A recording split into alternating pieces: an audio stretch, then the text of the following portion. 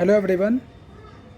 आज मैं दिल्ली यूनिवर्सिटी के MPhil PhD Sanskrit entrance paper पे आधारित जो एक टॉपिक है संस्कृत जनरल नॉलेज, इस पे जो है 25 से 30 क्वेश्चन जो है आप लोगों के लिए लेके आया हूँ। और ये संस्कृत जनरल नॉलेज का पार्ट 5 है। इससे भी पहले मैंने इस टॉपिक पे 4 वीडियोज़ बना रखा है। तो जिन विद्यार्थियों ने संस्कृत जीके का पार्ट 1, 2, 3, 4 ये सब नहीं देखा है तो जाकर वो भी देख लीजिए, ठीक है। बहुत ही हेल्प करेगा आपके एग्ज़ाम के लिए। तो आज का पहला क्वेश्चन है, मुजफ्फरपुरे गृहीत जन्मना वेद मर्मज्ञ पाश्चात्य विद्वाना अस्ति। यानी बिहार के मुजफ्फरपुर ज़िले में जिन्होंने जन्म लिया है ऐसे वेद के विद्वान, और वो कैसे विद्वान होना चाहिए? पाश्चात्य विद्वान। ये कौन है? तो इसका जो आंसर है ये ए मैकडोनल्ड, ठीक है। तो बहुत ही इम्पोर्टेंट क्वेश्चन है, ठीक है। एंथोनी मैकडोनल्ड जो है, ठीक है, ये बिहार के मुजफ्फरपुर ज़िले में उनका जन्म हुआ था। तो इनके विषय में थोड़ा और देख लेते हैं कि इन्होंने और कौन कौन से ग्रंथ की रचना की है। तो एक ग्रंथ है, ठीक है, हिस्ट्री ऑफ संस्कृत लिटरेचर में भी हो सकता है। इसके ग्रंथ पर आधारित क्वेश्चंस पूछे जा सकते हैं कि ग्रंथ इनके द्वारा लिखा गया है। दूसरा पुस्तक जो मैकडोनल्ड के द्वारा लिखा गया है, हिस्ट्री ऑफ वैदिक माइथोलॉजी, ये भी जो है, ये पुस्तक भी जो है आपका मैकडोनल्ड के द्वारा लिखा गया है। एक थर्ड पुस्तक और है जो इसके राइटर हैं A Macdonell, Sanskrit grammar for student. इसमें थोड़ा सा ध्यान रखिएगा, एक कन्फ्यूजन वाला क्वेश्चन यहाँ से बन सकता है। संस्कृत ग्रामर फॉर स्टूडेंट, इसके जो राइटर हैं, ठीक है, ये मैकडोनल्ड है। जबकि अगर क्वेश्चन ये रहेगा संस्कृत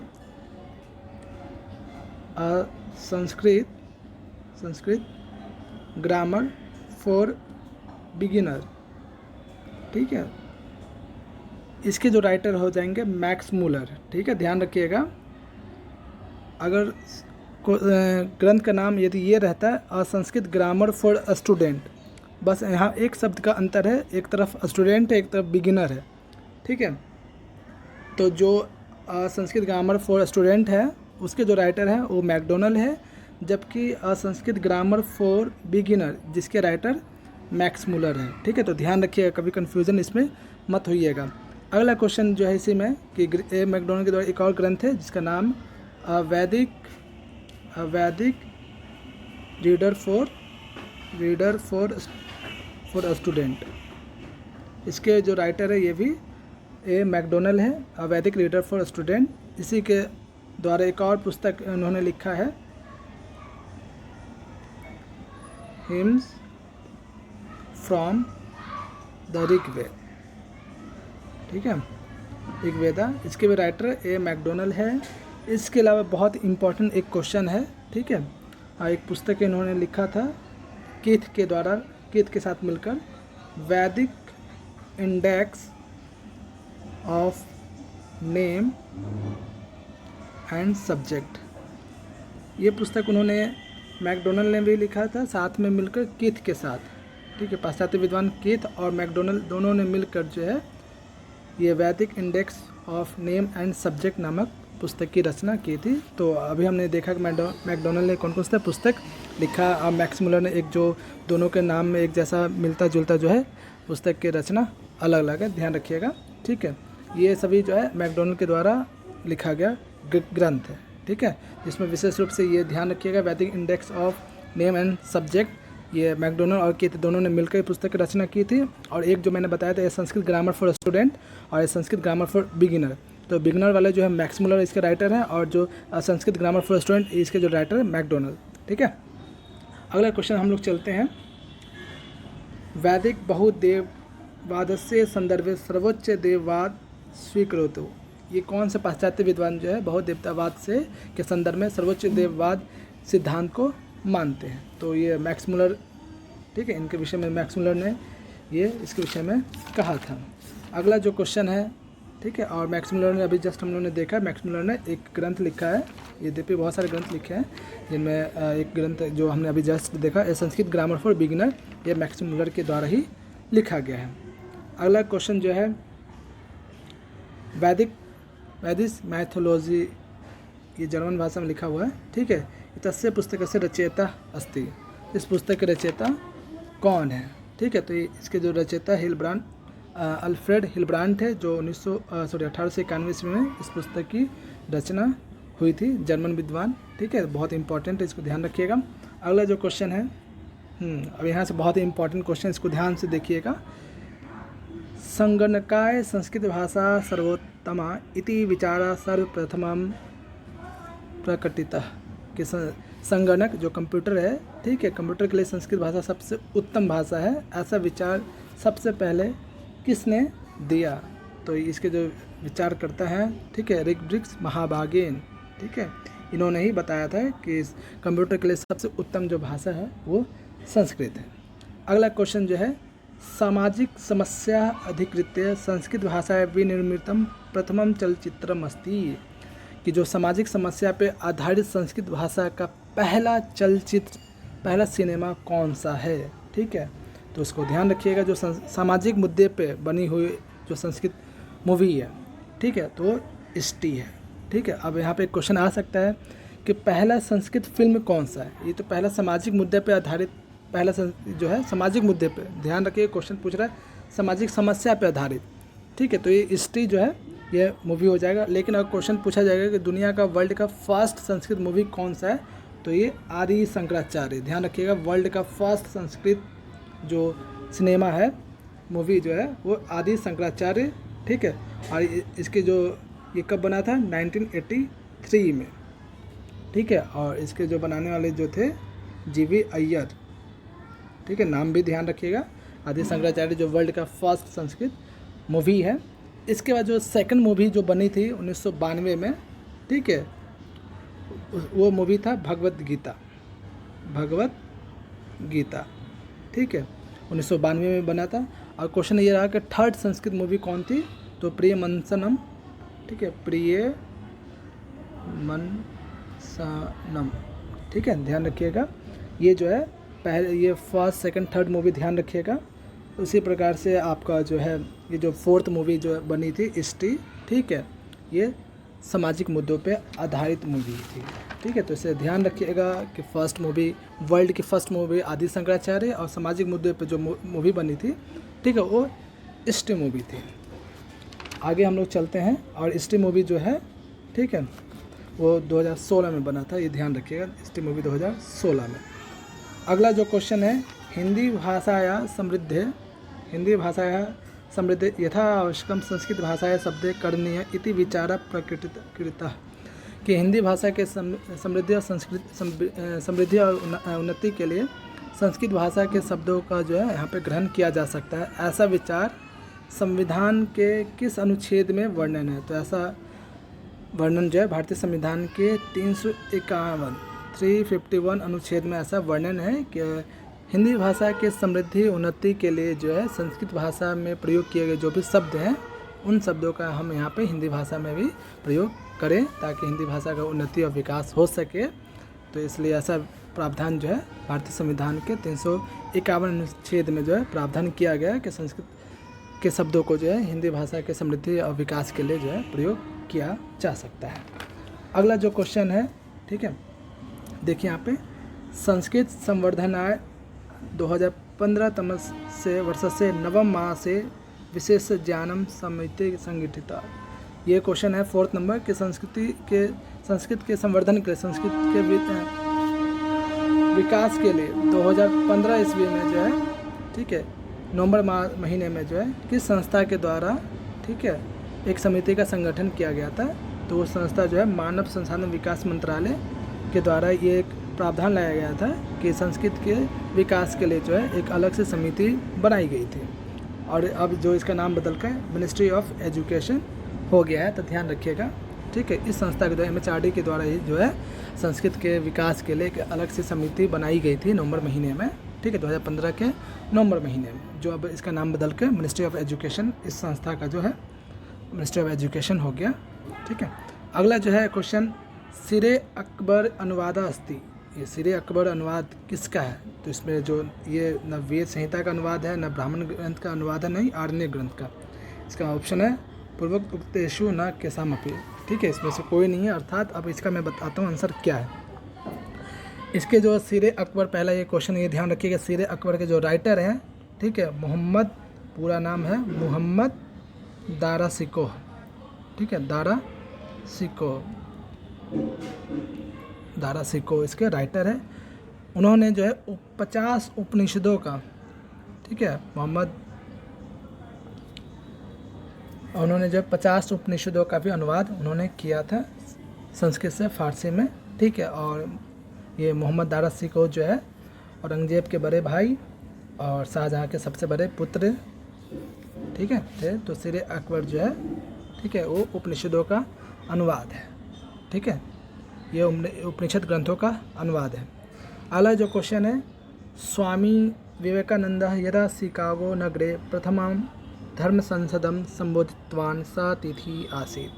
क्वेश्चन ये है कि स्वामी विवेकानंद जब अमेरिका के शिकागो नगर में जाते हैं तो पहला वो धर्म संसद को संबोधित करते हैं, तो उस समय उसका समय क्या था, तिथि क्या था? तो वो 1893 ईस्वी की बात है, सितंबर मास के 11 सितंबर, ठीक है, 1893 ईस्वी।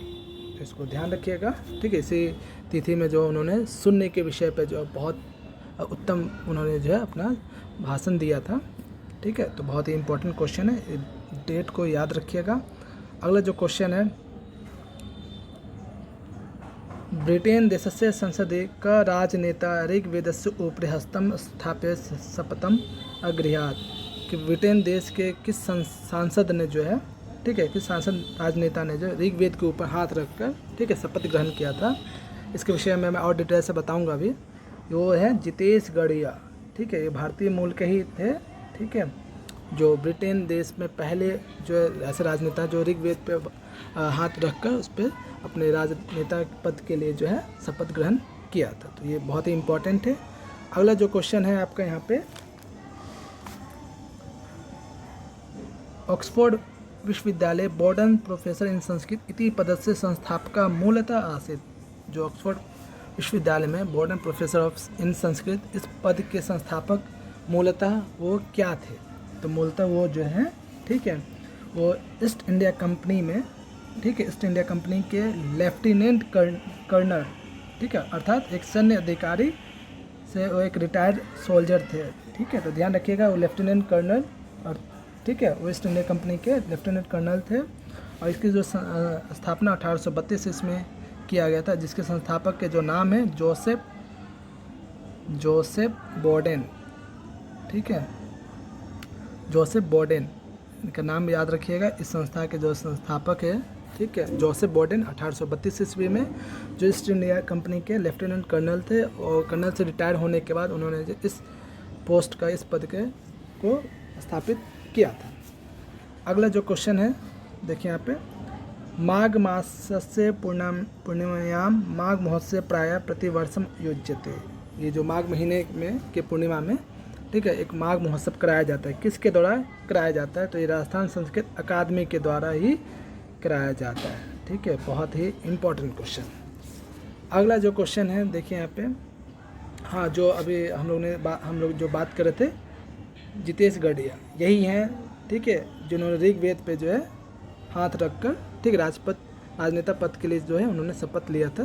ठीक है, तो यह Britain's youngest Indian parliamentarian Jitesh Gadhia takes Rigveda to the house of lord. ठीक है, तो यही जितेश गढ़िया हैं जो भारतीय मूल के प्रथम राजनेता हैं।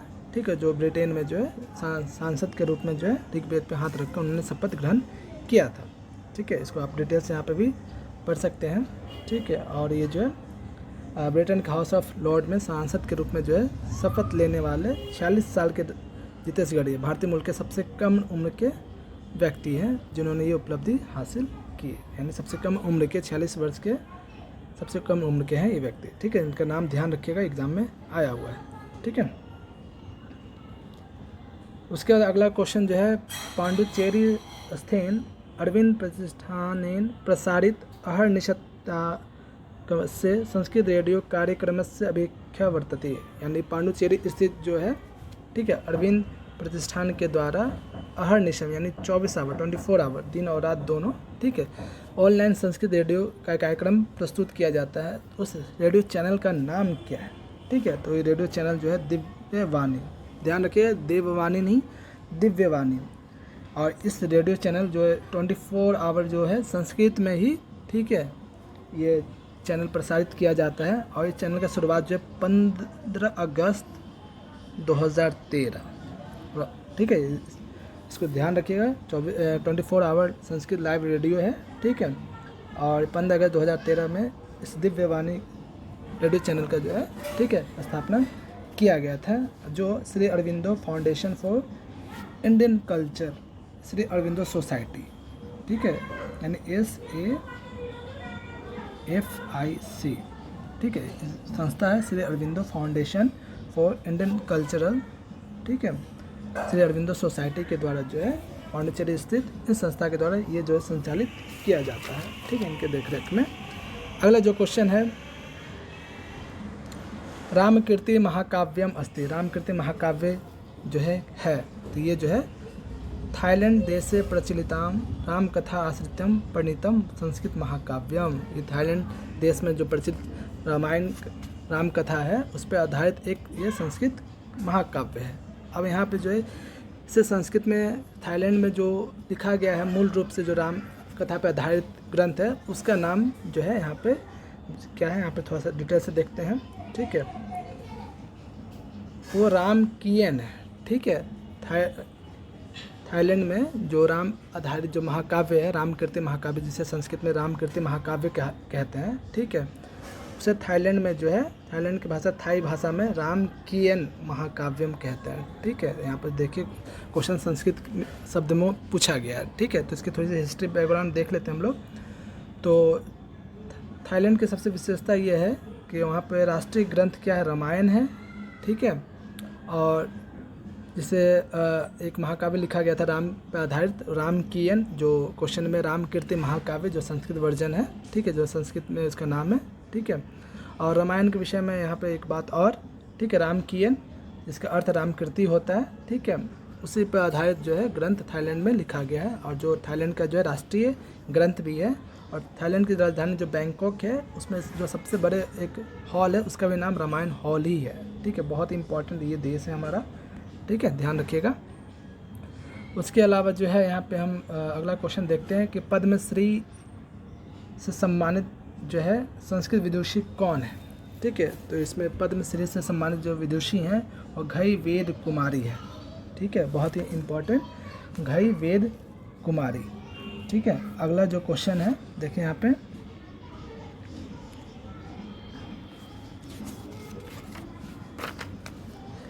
इसमें थोड़ा सा और देख लेते हैं कि घई वेद कुमारी को जो है प्रणब मुखर्जी के द्वारा 2014 ईस्वी में जो है, ठीक है, ये पद्मश्री पुरस्कार दिया गया था।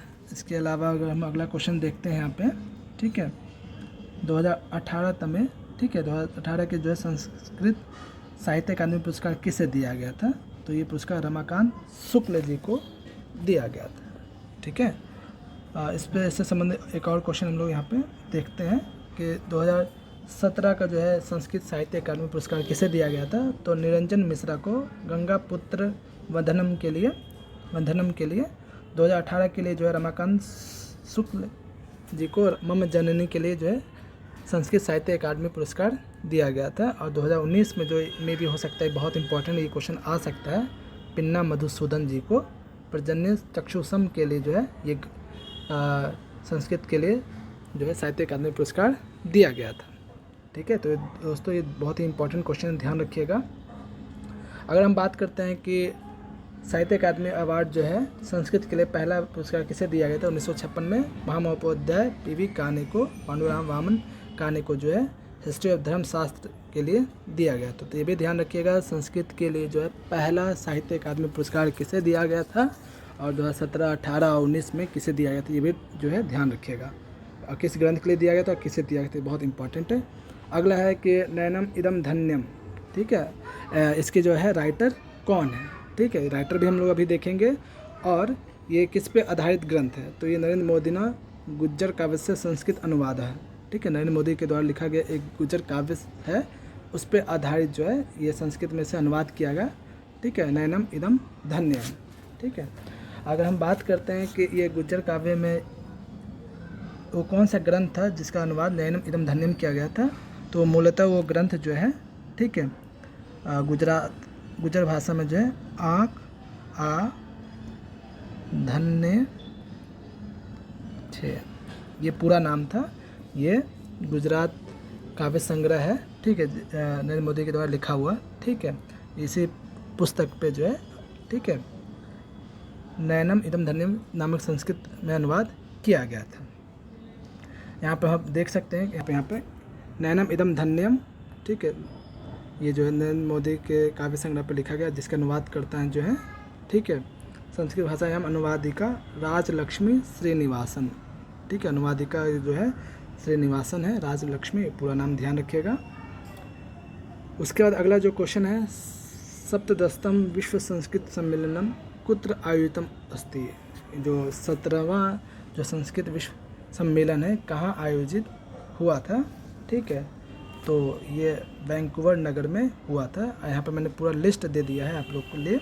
ठीक है, यहाँ पे जो यहाँ पर आप देख सकते हैं 17वां वैंकूवर जो है, ठीक है, 2018 में 17वां वर्ल्ड संस्कृत कॉन्फ्रेंस हुआ था, 16वां थाईलैंड में, 15वां इंडिया में, 14वां जो है जापान में। इस तरह से करके मैंने फर्स्ट से लेकर 17 तक, ठीक है, यहाँ पे पहला जो है इंडिया में हुआ था।